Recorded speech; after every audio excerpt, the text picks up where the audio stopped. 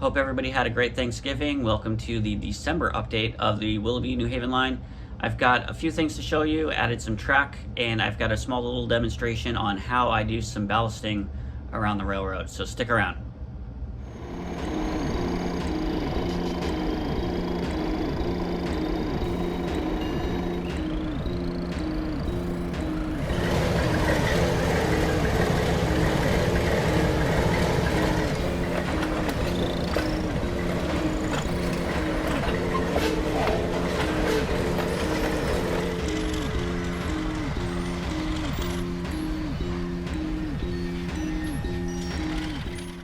So this is the first thing that I've been working on for the December update was getting this track in here, which adds another 3-car siding. I'm still undecided. I know what structure I want to get. I have yet to get it, hopefully soon.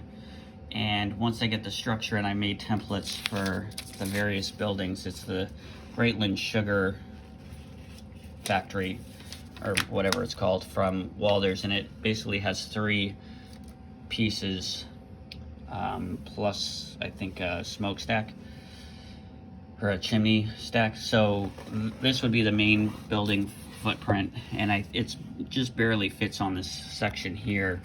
So once I get it and assemble it, I can figure out, how close I can get to the tracks. I use the measurements online to make the template that's kind of close to this car here.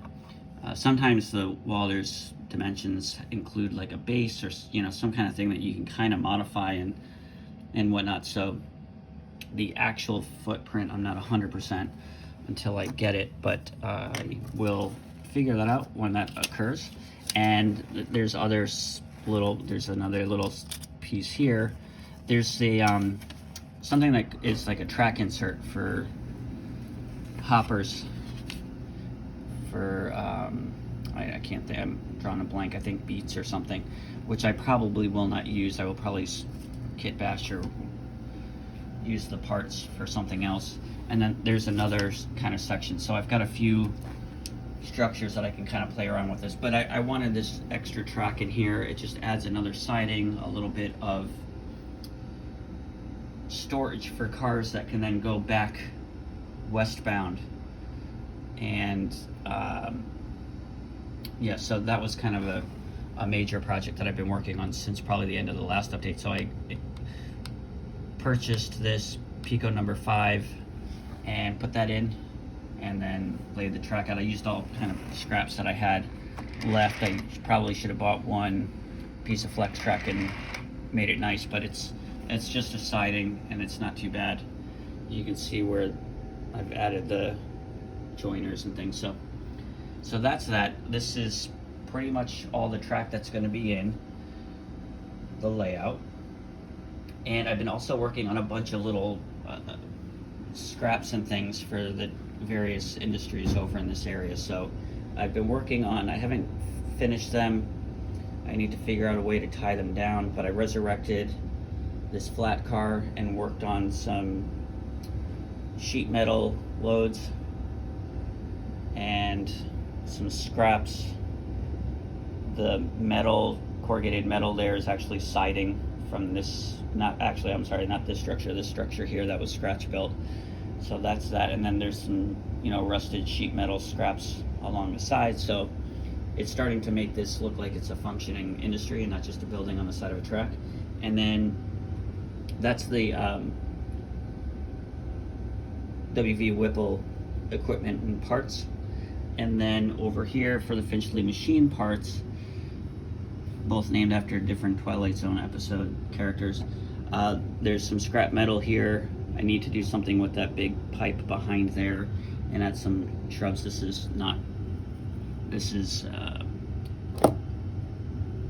trying to blank, Scenic Express super trees. That's a super tree scrap. So I need to actually make that into something that looks like it was functional or alive at one point, or alive currently, I guess would be the better way. And then these are actually the metal stakes that go into the flat car. that I've been trying to weather and make them look rusty. So just, you know, again, more scraps around the building to make it look more realistic and functional. And so I've worked on those bits. What else have I done? I can't think of anything else.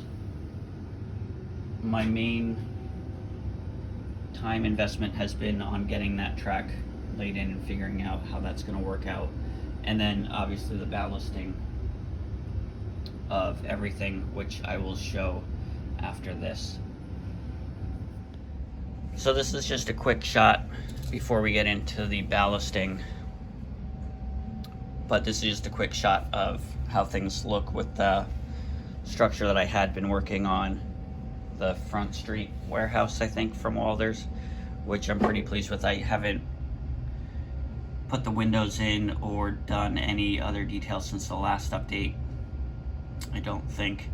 I still need to flat coat it and weather it some more. I feel like the windows are still a little too white and bright, even though I did weather them with India ink and alcohol. Probably could use another coat. I will probably flat coat it first. I may try powder because I'm a fan of the dry powder method. And so this is kind of how this section's gonna start to look. It's kind of shaping up. And then I'm gonna have a couple of houses or businesses, just small businesses along the end of this road here, and maybe a passenger platform for this section here, so I can have, you know, kind of a passenger drop off. The only problem is this track here serves as a major part of switching operations down in this section of the layout, so it's kind of weird to have box cars coming and going right in front of a passenger platform, but I guess stranger things have happened. So I just want to show you real quick how I do my ballasting.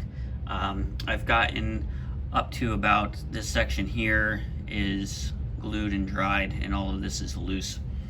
I've been using the Woodland Scenics Fine Ballast gray color for the remaining sections, and what I did is I taped, you can probably see, I taped all but this one hole here, so I get a lower flow of ballast coming out, so I can put it down pretty easily without putting too much. And I've been using these two brushes. This harder one is pretty good once I get things kind of spread out with the softer one, so I just kind of come in and get as much of it off of the rails as or the ties as I can. And then the finger is a good tool as well. I don't know if you can see the small detail, but it gets most of the ballast off the actual ties, and then I can go in with the harder one, kind of clean it off the rails, the inside, the spikes, and then go back with my finger. And it's just kind of moving it around back and forth. If I just do this, sometimes it piles up on the edge here, so I'll sometimes either take my finger and kind of push it down a little bit, or the softer brush, or this one. Really, it kind of, there's no exact science to it. I just don't want little imprints of my finger. This softer one kind of pushes too much. I'm not sure if you can see that. This one sometimes works well for smaller areas around. It kind of helps kind of push it down if I go directly right into it. That kind of works a lot better. Again, there's no exact science to it. There's no like one tool that's the magic tool. I just thought I would show. I kind of like my finger the best, as long as I don't get the fingerprints. I've just seen a lot of posts recently, probably in more beginner Facebook groups, of, you know, how do you put ballast down?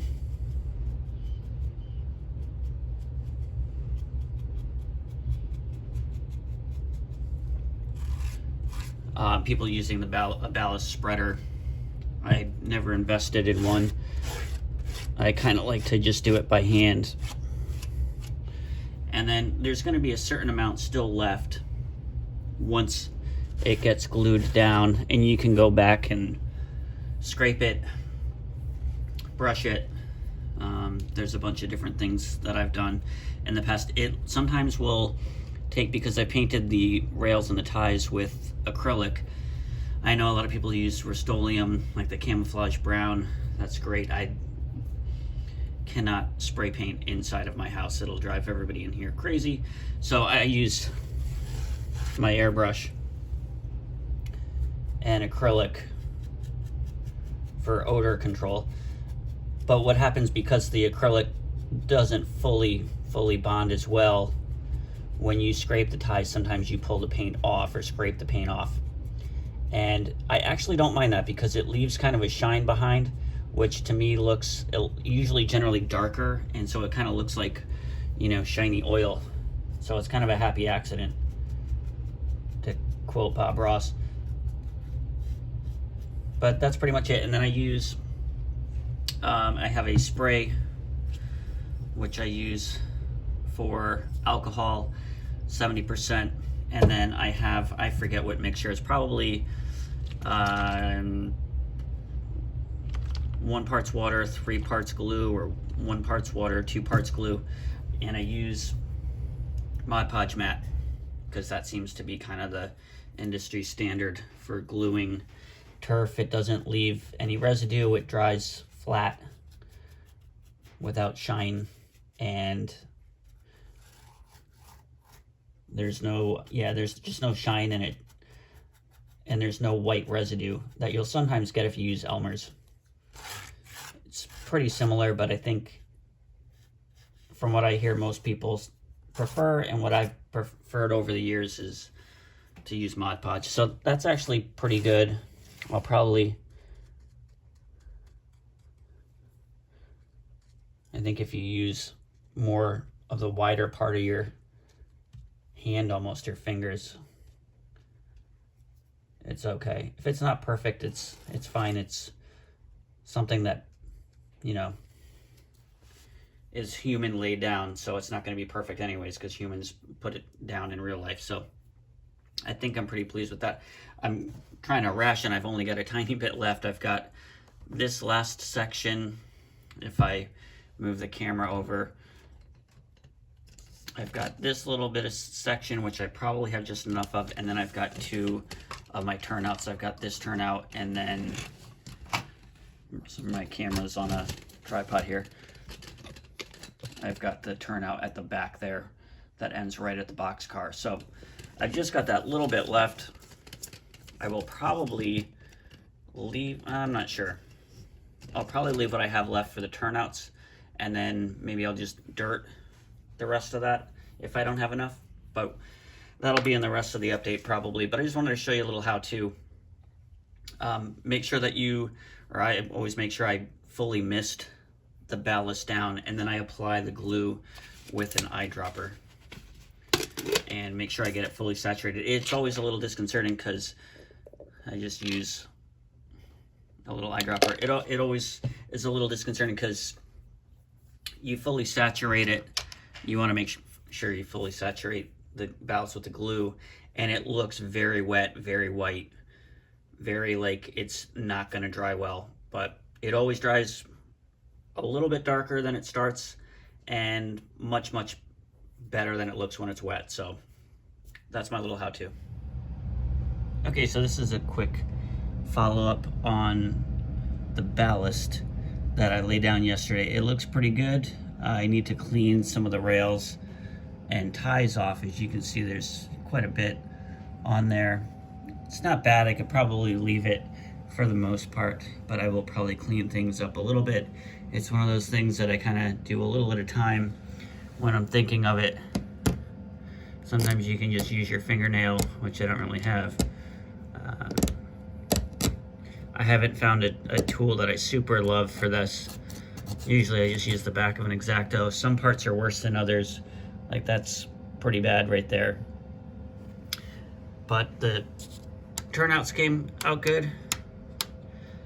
They look pretty decent and they still function. This one was a little goofy before I put the ballast down. I don't feel like it's sitting right, but I haven't had any derailments. You can see there's a gap there. So that may need some adjustment. But overall, pretty pleased with things. I think this looks like it might be, yeah, I missed some spots. So you can see, just based on the missed spots there, you can see how it does turn a slightly darker color, which I actually prefer. The main line, or actually the original table, was all the darker Scenic Express ballast, which I actually really like. And in watching some videos of some of my favorite YouTubers, I think Jimmy from Jimmy DIY mentioned to, never have things